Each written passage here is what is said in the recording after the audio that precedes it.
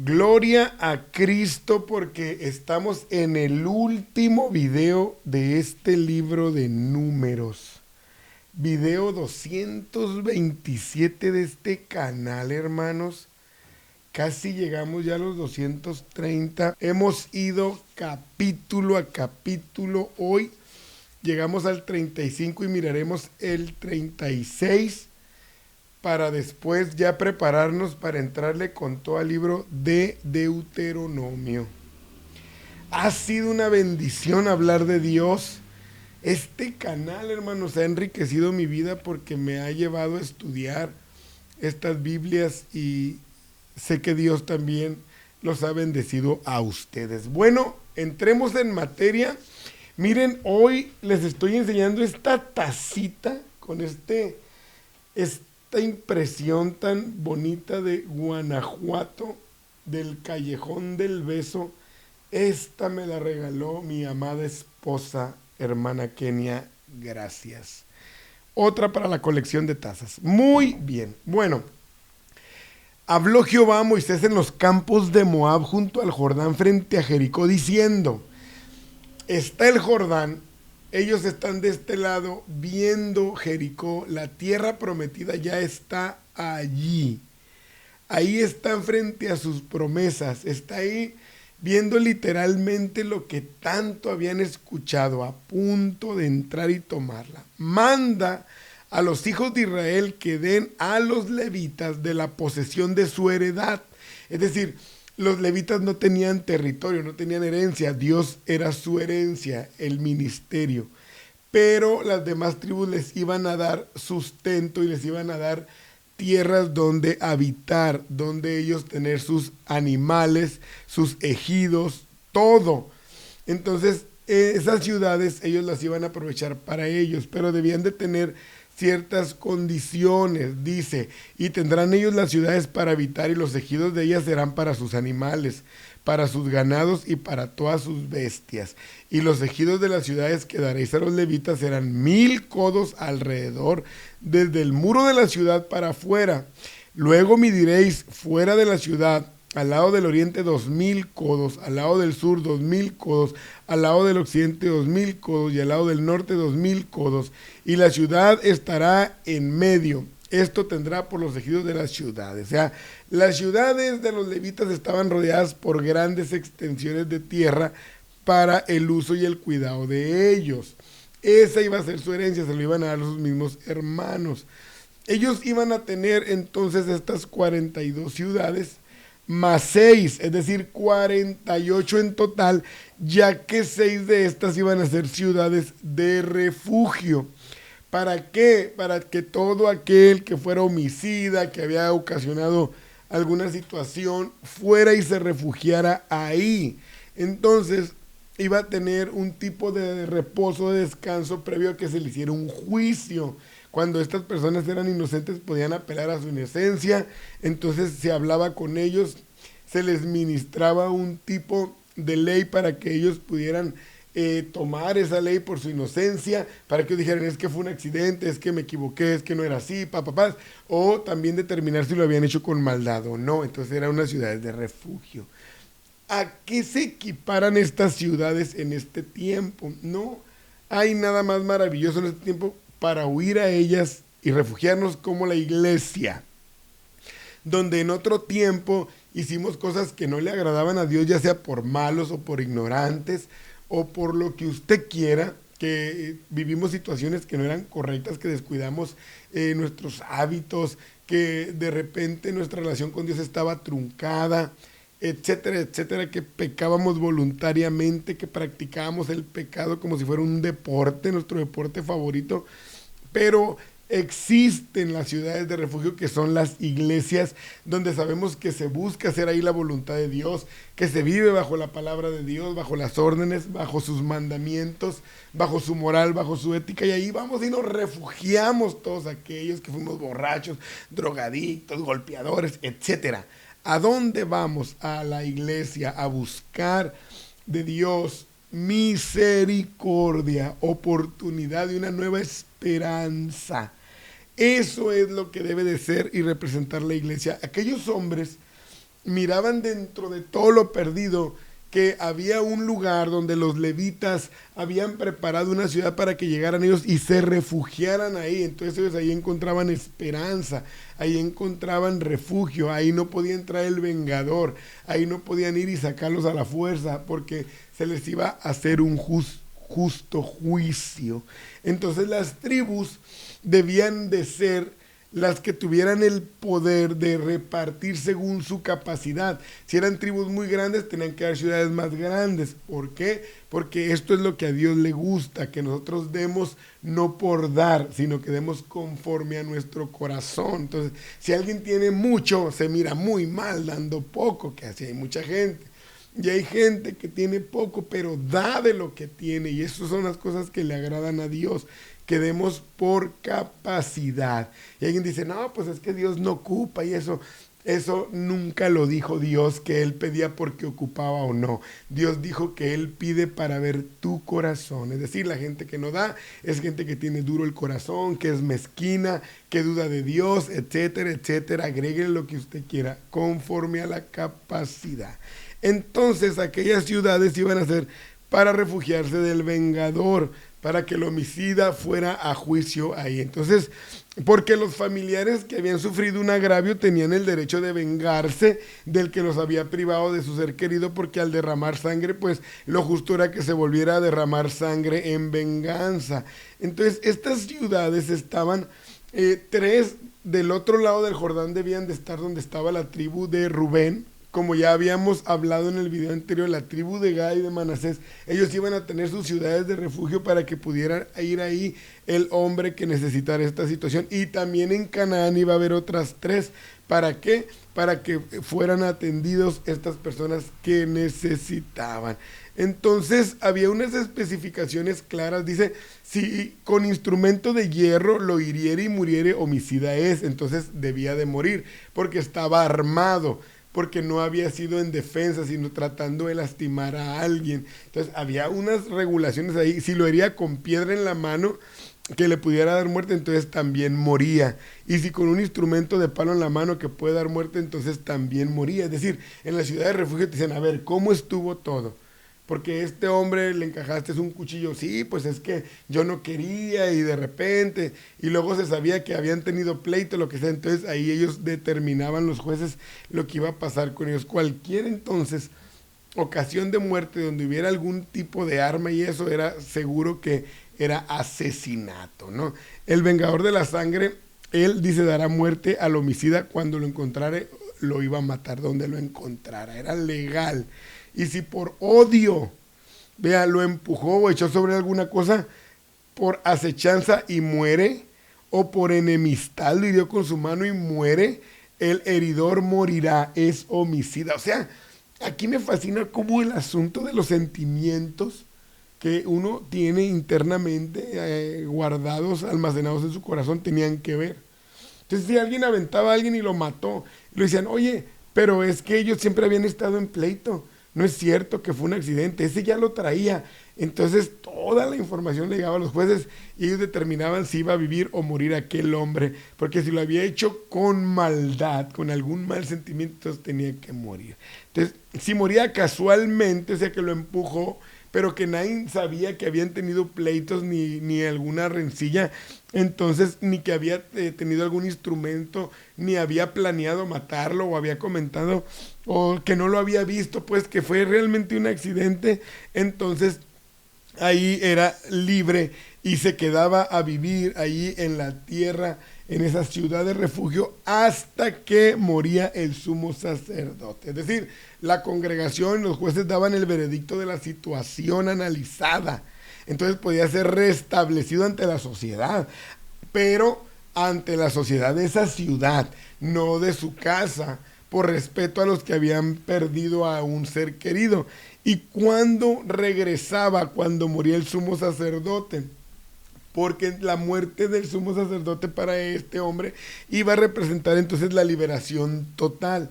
porque el sumo sacerdote representa para nosotros a Cristo. Es decir, que hasta que Cristo venga, nosotros vamos a ser liberados de este mundo de pecado, de esta condenación de estar en este mundo tan terrible. Entonces, cuando venga Cristo, vamos a tener una liberación total. El sumo sacerdote representaba a Cristo.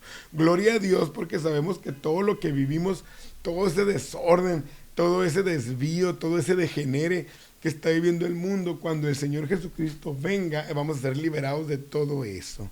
Entonces, había otras reglas para el hombre que estaba en esta ciudad de refugio. Le decían cuáles eran los límites y él no los tenía que pasar, porque si los pasaba y el vengador lo estaba cazando y lo agarraba, ahí lo iba a matar. Tenían que tener cuidado entonces de los límites. ¿Qué significa esto? Que la iglesia también está delimitada por las leyes de Dios.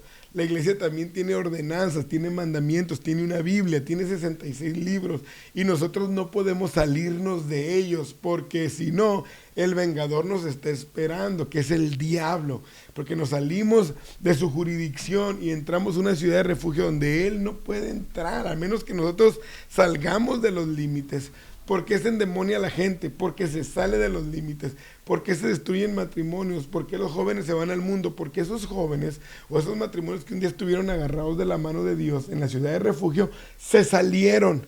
Y ahí llegó el fornicario, ahí lo agarró el que quería adulterar, ahí lo agarró el que robaba, ahí lo agarró el que extorsionaba, porque se salió de los límites. Ahí te agarró al que se la debías. Entonces, es el cuidado que tenemos que tener y el mensaje central de este video: no te salgas de la ciudad de refugio que es la iglesia. En este tiempo a mucha gente se le hace fácil dejar su iglesia, su congregación. Allá andan en el mundo, regresan a los vicios, regresan a la droga, regresan al alcohol, regresan con las mujeres, regresan con los hombres. Ahorita ya no se sabe con quién, porque se salen de los límites y luego al rato dicen, no sé por qué me fue tan mal y quiero regresar a Dios. Sí, porque nunca debimos de habernos salido de los límites de la ciudad de refugio que es la iglesia. Yo le doy gloria a Dios porque en los 18 años que tengo ya de servirle a Dios, nunca me he salido de esos límites y declaro en el nombre de Jesucristo que nunca lo haré, porque no hay nada bueno fuera de la ciudad de refugio. Invita a tus amigos, a tus familiares a que vayan a una ciudad de refugio. Tanta gente que no tiene esperanza, que no tiene ilusiones, no tiene propósitos, que están enfermos y dicen, pues ya me voy a morir, pues ya se acabó todo, pero llévalo a la ciudad de refugio para que encuentren el socorro y la misericordia de Dios ahí. Quizás Dios no los sana, o sí, nosotros no sabemos, pero lo que sí es que van a encontrar un refugio para su alma, paz para su corazón, y ellos van a poder entonces dar buenas cuentas, aunque sea al final de sus días. Entonces las ciudades de refugio, eso es la iglesia. La iglesia no es un club social, la iglesia no es una pasarela de modas, la iglesia no es para ir y presumir nuestra economía, no es y para que nosotros exhibamos nuestros estatus sociales, no. La iglesia es una ciudad de refugio y a veces llega la gente necesitada, hambrienta, que ocupa un abrazo, una sonrisa, y a veces los hermanos ni lo hacemos, no les damos ni nuestro lugar, ni nuestra silla. ¿Sabe por qué? Porque hemos convertido nuestra iglesia en otra cosa menos en un refugio para el que lo necesita. Tenemos que tener cuidado, porque en este tiempo las iglesias deben de ser ciudades de refugio. Eso es lo que Dios quiere que se convierta en nuestras iglesias. Entonces, debemos de también saber que el vengador está ahí listo. ¿Listo para qué? Para destruirnos. Está listo para hacer sobre nosotros lo que Él quiera. Pero mientras estamos refugiados, entonces Él no va a poder hacer nada con nosotros. Entonces, el Señor viene y les da más reglas hablando de lo interno. Dicen, y cuando haya un problema, tiene que haber 2 testigos. No vale por un testigo, no es válida la acusación. ¿Por qué? Porque podía tratarse de la venganza. Y si alguien se unía diciendo que sí era cierto lo que decía el mentiroso, entonces morían los 2.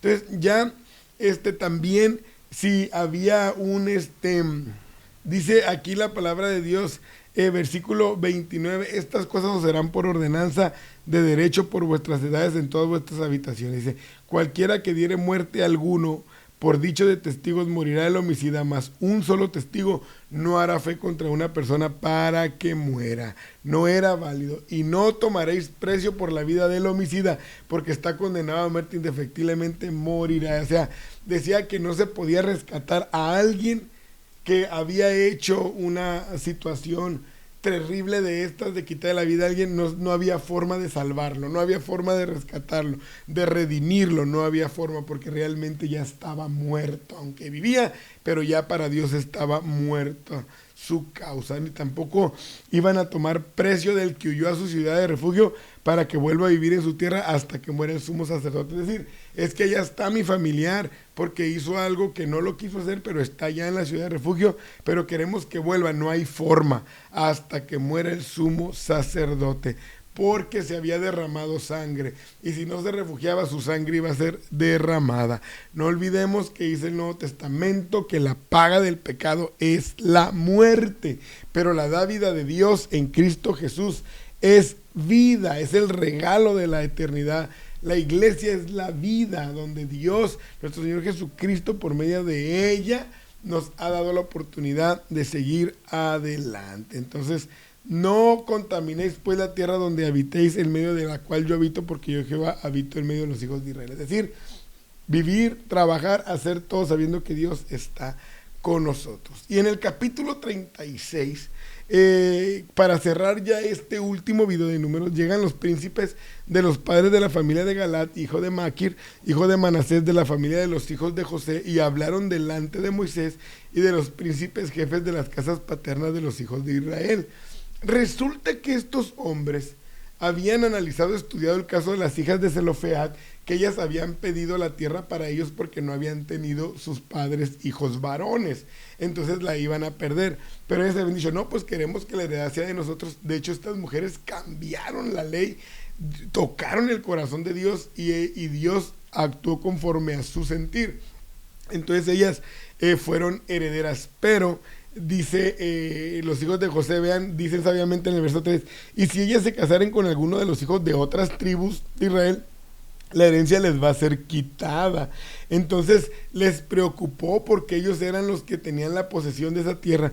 Dice, y cuando venga el jubileo de los hijos de Israel, la heredad de ellas será añadida a las otras tribus de sus maridos, porque en el jubileo se regresaba todo. Entonces Moisés mandó a los hijos de Israel por mandato de Jehová diciendo, la tribu de los hijos de José habla rectamente, es decir, tienen buen pensamiento, buenos sentimientos en lo que están tratando de arreglar aquí, no vienen de ventajosos. Pues esto es lo que ha mandado Jehová acerca de las hijas de Zelofead, diciendo, cásense como a ella les plazca, pero en la familia de la tribu de su padre se casarán. O sea, está bien, yo los voy a bendecir, yo voy a estar con ustedes, yo los voy a respaldar, pero la indicación es, no te cases con alguien fuera de tu tribu, de ellos, vean, del mismo Israel. ¿Para qué? Para no quebrantar la ley de Dios. Me gustaría decir algo aquí.